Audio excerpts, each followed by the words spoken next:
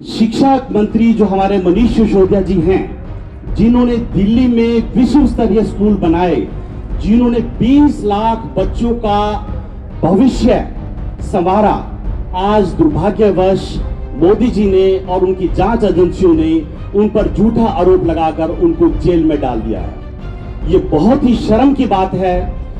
ये देश के वो शिक्षा मंत्री हैं जिनकी चर्चा हमारे देश में ना होकर विदेशों में हो रही है। उसी प्रकार सत्येंद्र जैन जी, जिन्होंने दिल्ली में जो चिकित्सा का मॉडल दिया, उसकी चर्चा केवल दिल्ली में और देश में ना होकर विदेशों में हो रही है। 500 से ज्यादा मोहल्ला क्लिनिक दिल्ली में बनाए और हम लोग भारतीय जनता पार्टी का 2024 में सुपड़ा साफ कर देंगे। आज आम आदमी पार्टी भारत में सबसे तेज गति से बढ़ने वाली पार्टी है। आज हरियाणा में इस बात की चर्चा है कि जो हमने दिल्ली में काम किया, दिल्ली में आम आदमी पार्टी की सरकार 3 बार आई। दिल्ली में जो हमने शिक्षा का, चिकित्सा का, मुफ्त बिजली पानी का, फरिश्ते योजना का, डोर स्टेप डिलीवरी का जो हमने काम किया, उसकी चर्चा आज हमारे हरियाणा में है और पंजाब में ऑलरेडी हमने करके दिखा दिया है।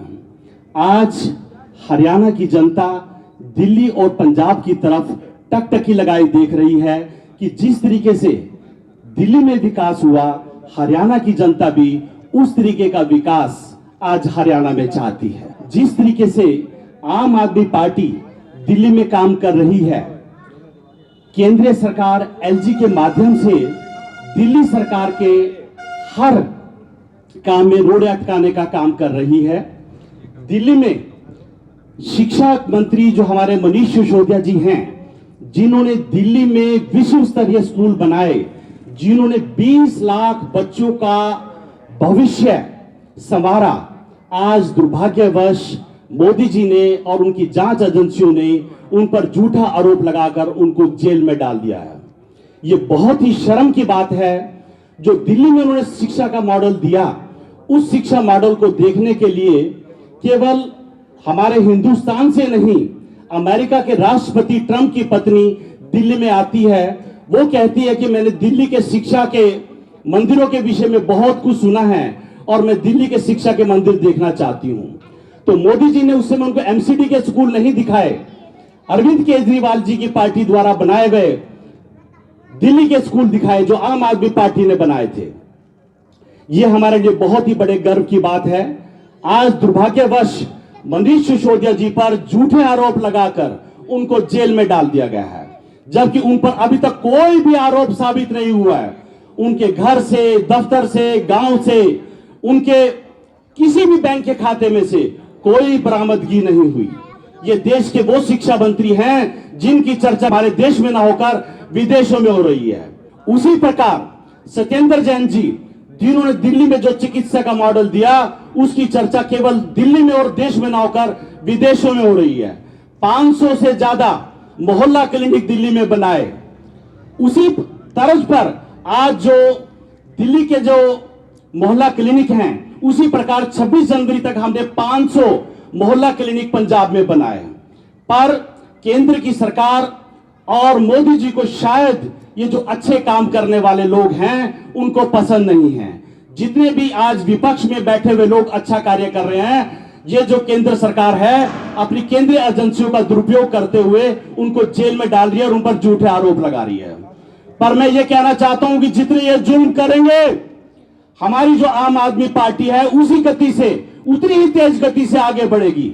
हम दिल्ली के लोगों को किसी भी प्रकार से शिक्षा में, चिकित्सा में किसी प्रकार की कोई कमी नहीं आने देंगे, चाहे वो हमारे मंत्रियों को जेल में डाल दें। हम केंद्र सरकार से और उनकी जांच एजेंसियों से बिल्कुल भी कोई डरने वाले नहीं हैं।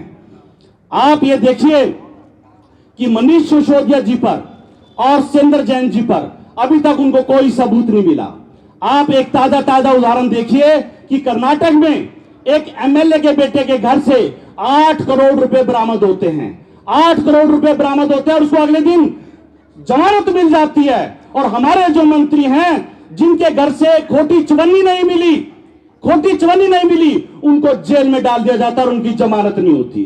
ये बेहद शर्म की बात है। जितना जांच एजेंसियों का दुरुपयोग मोदी जी के शासनकाल में हुआ, आजादी के 75 वर्ष में इतना दुरुपयोग कभी नहीं हुआ।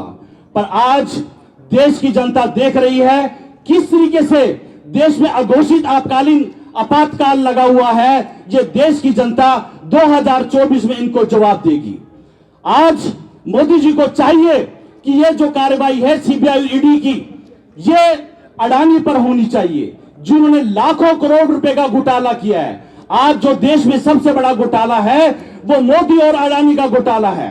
आज गुजरात के अंदर लगभग 10,000 से 15,000 करोड़ रुपए का अवैध शराब का धंधा होता है, जबकि गुजरात एक ड्राई स्टेट है। दूसरी ओर हमारे जो मंत्री हैं मनीष सिसोदिया जी, उन पर झूठे आरोप लगाकर दिल्ली में जबकि कोई डेथ नहीं हुई और गुजरात के अंदर सैकड़ों लोगों की जहरीली शराब से मृत्यु हो जाती है। दिल्ली में एक मृत्यु ना होने के बावजूद भी हमारे मंत्री को झूठे आरोप लगाकर जेल में डाला जाता है।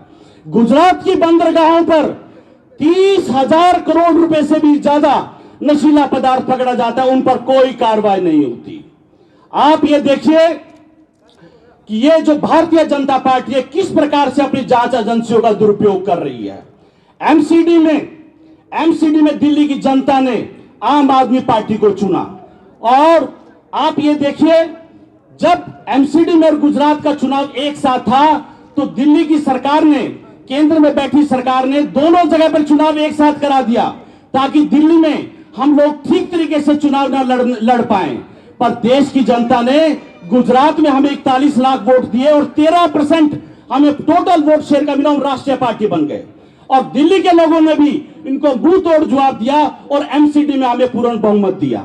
पर आज जरूरत है हम सब लोगों को इकट्ठा होने की और इस तानाशाही सरकार के खिलाफ एक साथ खड़े होने की। अभी कुछ दिन पहले दिल्ली में भी एक पोस्टर वार चल रहा है। पोस्टर वार यह है कि हमने ये कहा कि मोदी हटाओ देश बचाओ, ये ऐसा पहली बार नहीं हुआ। कांग्रेस के टाइम में भी ऐसा होता था कि इंदिरा बचाओ देश बचाओ, वीपी सिंह जी के टाइम में हुआ, पर ऐसा कभी नहीं हुआ कि एक दिन में 138 एफआईआर दर्ज हो जाती हैं। बताओ मोदी जी इसमें क्या गलत हो गया है। ये जो सरकार है प्रतिशोध की भावना से काम कर रही है और ये तानाशाही सरकार है। ये सरकार नहीं चाहती कि विपक्ष अपनी भूमिका अदा करे, पर लोकतंत्र में विपक्ष का मजबूत होना बहुत जरूरी है। हम सब लोगों से प्रार्थना करते हैं कि आप सब लोग एकजुट होकर इस तानाशाही सरकार को यहां से हरियाणा से भगाने का प्रयत्न करें। आप सब लोग एकजुट हो जाइए। हरियाणा में इस समय हमारा सदस्यता अभियान चल रहा है, उसका पूर्ण जोर से समर्थन करें और जगह जगह जाकर आम आदमी पार्टी का जो सदस्यता अभियान है उसमें पुरजोर अपना योगदान दें और एक सशक्त पार्टी के रूप में हम लोग 2024 में चुनाव लड़ेंगे और हम लोग भारतीय जनता पार्टी का 2024 में सुपड़ा साफ कर देंगे। जय हिंद, जय भारत, जय हरियाणा।